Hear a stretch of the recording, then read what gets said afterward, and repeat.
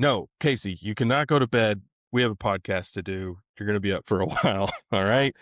Guys, welcome back to Roamer. We're going to talk about E-Revs again today because the Detroit Auto Show kicked off and it came up quite a few times with people, with leaders of the big three. And then we're going to jump into something else, aren't we, Casey? Because when the F-150 announcement was made, the Lightning, now they're going to come back with an E-Rev. There was a lot of really strange reactions. Yeah. People get very emotional, very visceral reactions to the whole E-Rev concept, right? And so, yeah, we're going to dig into like why we think that is, why people are so angry about it, and then like what their arguments are against E-Revs. Back to the Detroit Auto Show, which kicked off today. Media Days was today. There will be a day 2 tomorrow. But these CEOs of these companies were asked point blank about their electrification strategy. Tim Kuniskis came out and basically would not commit to the Ram Rev, formerly known as the Ram Charger, even coming out sometime this year. Folks tried to corner him and say 2026, and he just kind of said, TBD. Using production resources and allocation as the main excuse. But I'm just telling you, folks, if you were looking forward to that halfway through this year, or even third, fourth quarter, I don't think it's going to happen. The other CEO that was questioned about this was Mary Barra for General Motors, and she would also not commit to any sort of E-Rev platform, but she did say they're working on a longer-term plug-in hybrid PHEV type strategy, but they remain very committed to the pure electric space.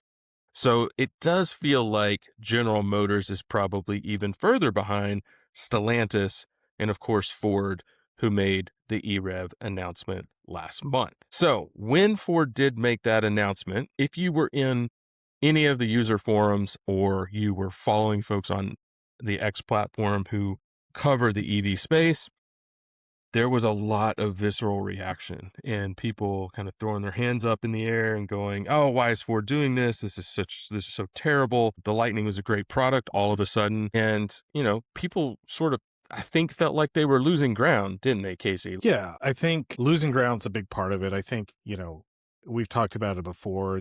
The reactions to E-Rev aren't just use case based. People have, they have a very strange reaction to it, very emotional reaction that you can tell the way people talk about it. And I think it's very weird. There's some strange human psychology going on there, right? I think there's people look at vehicles in general as affirmation of their own personal likes and dislikes, right? Like, and it goes both ways. You see, the guy in the Prius is so like, look at this jacked up truck, it's so dumb, nobody needs that.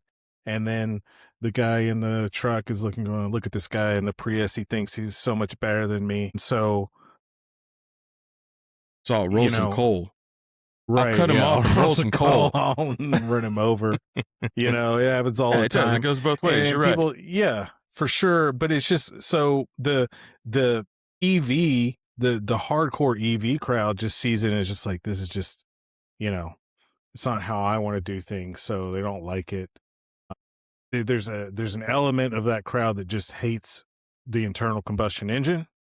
And so anything that doesn't move us 100 miles an hour away from ICE, they just hate. They're going to hate it no matter what. I think those two things are kind of edge cases, not edge cases, but like, it's like the 80-20 thing. I think the vast majority of them just, they've bought into the full BEV. They've organized their life around it. They've spent years adapting to it, and in how they're going to plan their road trips. Do they need to charge however often? Where can I and can I not go? Things like that. And they've sort of made those sacrifices, and they'd like to see charging networks expand, and they'd like to see further development on battery technology and things like that make the full BEV experience better, which is all great things. But I think they see E-Revs as a barrier to that, as throttling back on the move to full electrification, and they see it as interfering.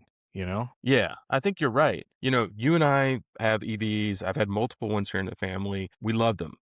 They're great. And I heard multiple CEOs today. So both Tim Kuniskis and Mary Barra, when talking about this strategy, they both said, look, eventually this is going to happen. EVs are better. All things being equal, they're just better on a day-to-day basis. And they said once people get used to that, they're going to convert. But there are market realities. There are segments out there, and there's people, the way that they use those vehicles within those segments, that there's a whole list of reasons that they're not going to do this. Not yet. And I think that's an interesting transition because in the discussion, because those people that you talk about that have this emotional reaction or sort of want to validate the choices and the lifestyle that they are now leading and want others to do it, they start to construct arguments against the EREV technology. And they're fascinating. And so, I think the first one that people come at us with, and when we post a video or when others post a video or they post, some sort of affirmation of EREV, is they come back and they go, this technology is way too complicated. It's not going to work. It's the worst of both worlds. I hear that over and over and over again. It's a terrible electric vehicle and it's a terrible ICE vehicle.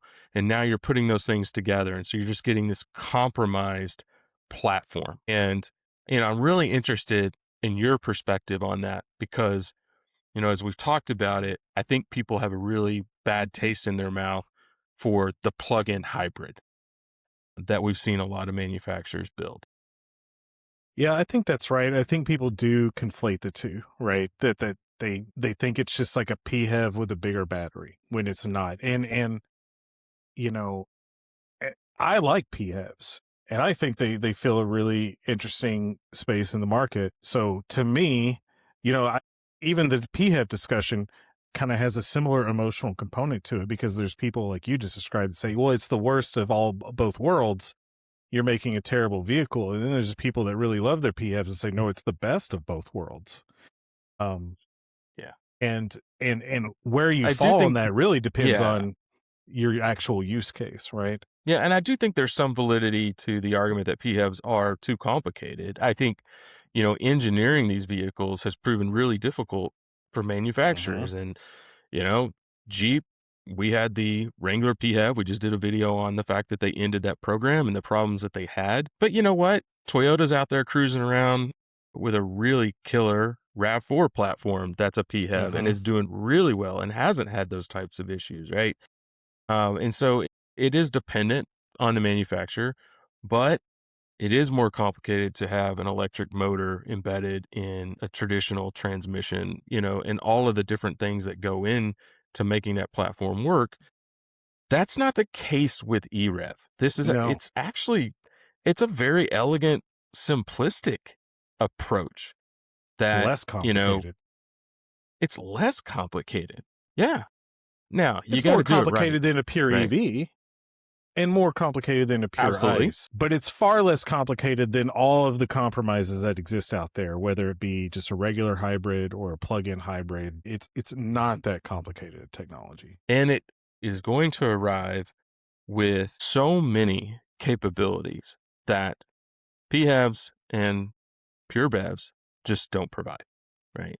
So, that's the number one argument. Is too complicated, but I think folks are really missing the boat and they're not fully understanding what this technology is and what it's going to do for people in non-traditional EV segments. So, I think we can park that one pretty easily. The second major argument that folks come up with is that, well, I don't understand what all the fuss is about. Charging, even on road trips, is not a big deal at all. And you can go on a road trip and you're going to be able to stop. And in the time it takes for you to go to the bathroom and eat a sandwich, you're going to come back and your car is fully charged. You can go down the road for another couple of hours and you do the exact same thing. And this one drives me crazy because I see it over and over and over again. And what is happening is people are taking the best case scenario, the best charging scenario they've had, and the best road trip experience they've had, and they're trying to convince everybody else this is just how it is. It's easy. The reality is it's not. And we have done this over and over and over again. That is not reality. And it may be reality in certain parts of the country, a more Mm-hmm. urban dense places or where, those populations are fairly close together. It is not here. Not here in Mm. Texas, not here in the Southwest, not here in the middle of the country. The reality of road tripping, you might hit that best case scenario once out of every 4 stops. And I will tell you this, if you've got somebody along for the ride who's not up for this experience and not up for this experiment, it's not going to go well. And you No, had a it's not. great point earlier when talking about this, Yeah, because you I mean, have look, proposed doing this. I have. Look, I've got a pure EV. You've got 2 in the driveway. You've owned what, 5? Plus you've owned a PHEV, okay? Like 2 PHEVs. we don't hate EVs at all. We love them, right? We're using And these so suckers. we're using them. And so, and look, like I said, I've got a Blazer EV in the garage. It's my wife's car. It's her daily driver. She loves it to death. It's a fantastic vehicle. And it's got enough range. We've got a 5-hour road trip that we do a couple times a year to go see some in-laws in Houston. We're in Dallas, Fort Worth. All right. And that's a 5-hour trip. It's, how far is that trip, Brian? 290 miles? About 290? Sounds about right. It's not a hard road trip for that Blazer. You're talking about probably 2, at most 3 charging stops. Okay. And where there's a decent charging network available to you, charging places that I've stopped at personally, like when we drove the car back from Houston, which is where we bought it, right? You remember that? We did an episode on that. In fact, now since then, there's a brand new shiny Buc-ee's on the route with a whole bunch of chargers. All right. There's 2. There's one closer to DFW and there's one closer to Houston, right? That is correct. Doable. It's extremely doable. My family loves Buc-ee's. I know all of yours do too. And so I have proposed exactly this. Be like, look, it's not that hard. We'll stop here and we'll stop here. And then we'll do this on the way back. It's not that big a deal. And my wife is not up for it. And she's just not. And you don't understand when you're traveling with kids and there's, a whole family in the car, having to like cram charging into your trip plans is not that good of a proposition. It's just not the way it is today. If any little thing goes wrong, the chargers are all clogged, like not down, or they're all being in use or something like that. You're about to start getting all kinds of noise from the back seat. You're getting roasted. From the passenger seat. Roasted. Yeah, Dad's going to get roasted, and he's not up for it because guess what? Dads get roasted on every road trip, no matter what, and they are not going to make it worse. They're not going to make it worse, and they know. And so, yeah, it's just the reality of it isn't there, and that's for people that love electric vehicles. Yeah. And now you just described kind of like you said, between here and Houston, we have plenty of chargers. They're at some cool places, but still not places that people want to stop and necessarily have lunch. And I've experienced this several times where, I've attempted to do this. You stop to charge and everybody goes, oh, no, I don't want to go eat at the Denny's inside of that convenience store. And I don't want to go eat from the pizza that's being served in the back of that convenience store. And guess what? There's nothing else around. Nothing. Or if you're lucky, that McDonald's is on the other side of the freeway and you get to cross the busy freeway or interstate. You can walk over the overpass and then you're walking along the access road and maybe it's only a quarter of a mile, but guess who doesn't want to do that? A mom with 2 kids under the age of 10. Nobody wants to do that. Okay. And I've watched it happen in small towns. I've watched it happen in big towns.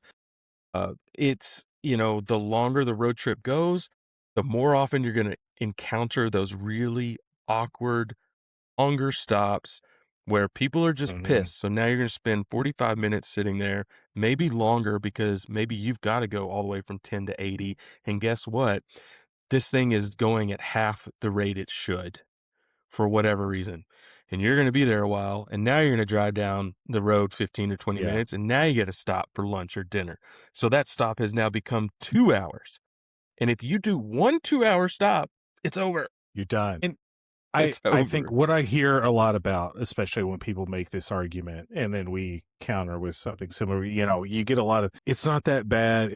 It's just fear. People are just afraid of what they don't know and blah, blah, blah. And guys, let me tell you, it is not fear. It is pure math. Because let me tell you something. Your wife knows exactly how much inconvenience she's willing to tolerate on that road trip. She knows You know what else she exactly knows? how much. She knows how many gas stations you just passed in the last hour. She It's knows just exactly how math, many. people. Yeah, they know, and they know what they're willing to put up with. And there's a lot of people out there in the hardcore EV community that seem to think people just don't understand the reality of charging and everything. And I just don't think that's true at all. I think people look at the market, they see what the car costs, they see what kind of miles it could do, they see what the charging network's like, and they can pretty well model out what that experience is going to be like. And let me tell you, I've done it myself, and they are spot on. It's not that hard to figure out. It's not. And, the market is screaming pretty loud, and Mm-hmm. we've got to come up with something. We got to do something better for people. And yeah, it'd be great if we had solid state batteries. It'd be great if we had chargers every 25 miles and they were surrounded by Starbucks and a nice place to eat and a Taco Bell, and people had options every time they wanted to stop and charge. And we made life as simple as pulling into a gas station and refilling in 5 minutes and going on about our way. But it's not there. And we live in a society that's built on convenience. Okay. Right. And we We have are. to meet or exceed that experience to get people to convert over the Right. long haul. And that's another thing you hear in this same argument is you said, look, it's just not there yet. And we get comments on our channel all the time, and you see it on others saying, well, look, in X number of years, solid state battery technology, blah, blah, blah, blah, blah, charging network, speeds, all this stuff. And we're just here to, like, everybody that makes this argument is vastly underestimating how much the charging network needs to improve and grow, and the infrastructure around the charging stations and all of that. It is not a 5 or 10-year thing. It's a 30-year thing before all of that gets to the level required to where a large percentage of the population is willing to accept a pure EV. Yeah. And look, this is not, I said we're a society built on convenience. This is not a uniquely American problem. The largest EV market in the world is China. Guess what the largest E-Rev market in the world is? It's China. China has X the number of high-speed chargers spread around their country than we do, right? They are still going E-Rev because once you get outside of those major urban, dense population centers, the same problems exist. And they're so much further along than we are in both EV production, EV adoption, and charging infrastructure. And still this problem exists. So if you want to understand where America likely is in 10 to 15 years, just look at where China is now and look at the market realities. Every single week, we probably see at least 2 to 3 new E-Revs being introduced in China. And they're all large or medium to large SUVs. They're crossovers, right? Because that's what people want, and that's the type of solution they want for that type of platform. We're not even talking about trucks. We're not even talking about the fact that, 1 in every 4 pickup trucks sold in America happens here in Texas. And Texas is a big state, right? We've got a couple of dense urban population centers right down kind of the eastern side of the state. The whole rest of it is wide open. And, people may think, "Oh, well, everybody in Texas just wants to drive a pickup truck and feel like a cowboy, and that's happening in DFW and Houston and Austin." No, go west.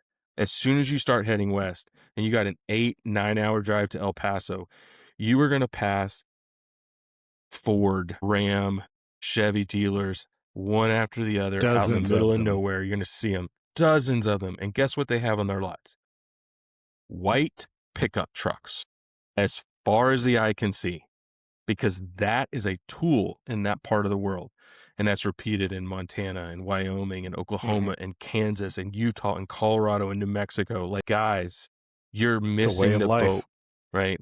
It's a way of life. And if you're ever going to electrify that, that portion of America, you got to come up with a different solution.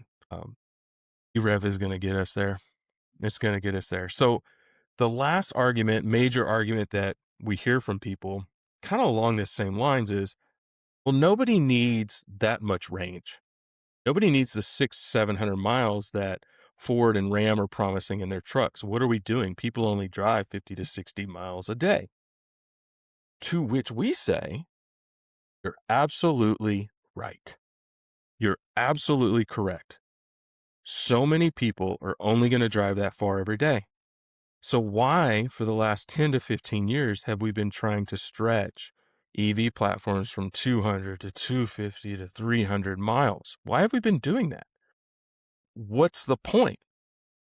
And if they're only going to drive 50 to 60 miles a day, why didn't we go at this with a different strategy, which is give them a battery that's going to accomplish that mission 5, maybe 6 days a week, okay, maybe even 7, and then give them a platform that will allow them their edge case, which is 2 to 3 times a year, or maybe once a month. I'm going to drive long distance. I'm going to visit family and relative, or I'm going on vacation and I'm driving to Colorado and back.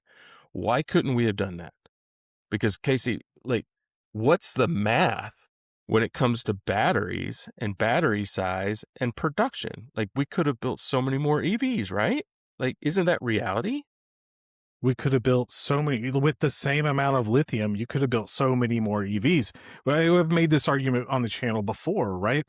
The people who have fought this kind of technology in favor of pure BEV have hindered the electrification of more vehicles, right? Because if you think about this, like 50, 60 miles, right? If you build a vehicle with a battery to accommodate that, you can build 5 of those for every pure BEV that you make, probably. I mean, someone else it depends on the size of the EV and the It size of depends. the E-Rev and all of that Yeah. stuff, right? Depends on the use case and all that. But 4 to 5 more vehicles, you can get more people. And then instead of getting one person to electrify 100% of their miles, you can get 5 people to electrify 80, 90% of their miles.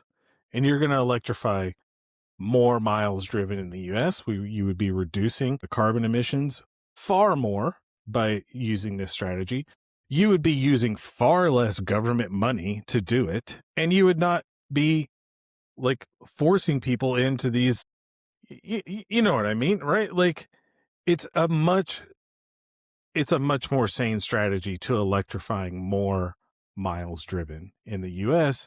And you bring up, the vast expanse of the American West. I think a lot of these arguments come from people who just don't understand what they have a very coastal mindset, a Midwest mindset, just a much more a higher population density. They don't understand how vast that is. There's no way that we're getting rid of ice completely within the next 4, 5, 6 decades, right? There's just no solution out in the middle of Montana, right? It's just not going to happen.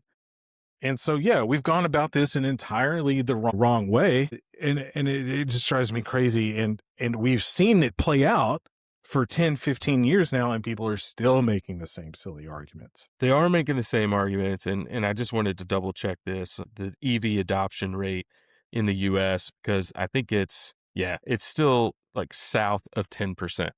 So think about the opportunity that's still ahead of us just to go capture another 20 to 30% of the US market and give people a reason to convert over to some form of electrification. Like, we're still so early on in this that we have the opportunity to correct. And the other thing, you talk about getting more and more people into those platforms. Tim Kuniskis came out today and he said, the pure BEV Ram truck versus the E-Rev version of the Ram truck, that E-Rev version is actually going to probably be 7 to 10 grand cheaper to produce, ideally to sell to the public, than the pure BEV, because batteries are still expensive. And if you can cut down the most expensive part of building an electrified platform, you can cut it in half or by 60%, that's more accessible to people. And, that's part of this equation, right? So, yeah, and we didn't even talk really about towing. We didn't even talk about truck buyers and the need to tow over longer distances. I mean, that's something I think most people are just so dismissive of, but they don't understand how much people actually do it outside of major cities. So I think just Yep. to wrap this up a little bit, hopefully folks understand the arguments that we're trying to make and understand the opportunity that's still in front of us. And it's why we're so excited to see these products come into the market. Unfortunately, it looks like we're still going to have to wait, right? I think Detroit and the auto industry overall, we may see a 2026 that's a lot like 2025, which is just a total reshuffle, not a lot of innovation, not a ton of new product into the market. And we're going to have to be very, very patient and see who gets to market first with this. But I think they're going to be very successful. Casey, we didn't do any sort of call out, but for folks who do watch this podcast, really appreciate it. Make sure that you subscribe to the podcast. Mm-hmm. Go down there at the very bottom, like the video. If you It made it makes a this big far, difference. you are definitely a subscriber. In fact, if you made it this far, you are definitely Brendan Malloy and nobody else. That's a good point. Shout out You Brendan sure as down in hell ain't my Houston. wife, I'll tell you that. Oh, Yeah. Romer out.